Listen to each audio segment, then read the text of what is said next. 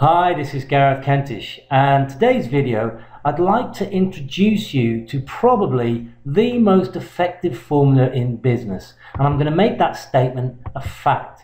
So what is this formula all about? Well, it's about trust, and I call it the trust formula.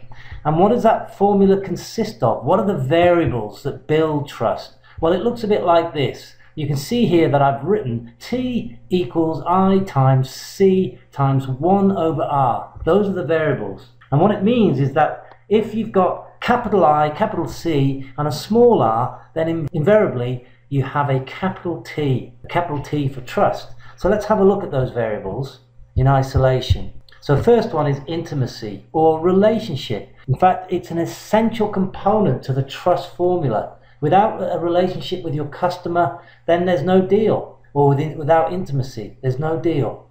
And the next one, just as important, credibility. You need to have sufficient credibility before the customer has enough trust to impart with his or her money to buy that product from you. And of course, the last variable being just as important is that you have to minimize risk. The reason being it's in a small r here and 1 over r. That suggests that your task here is to lower the risk factor. So if you've got your I as a capital I and your C as a capital C and a small r, then you've got the grand big T here, which is fantastic.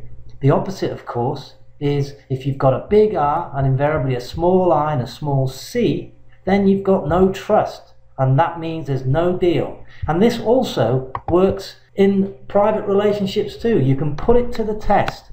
Without trust, there's no deal or there's no relationship. Simulate some ideas on how you present your products to your customers. My name's Gareth Kentish, and thanks again for listening.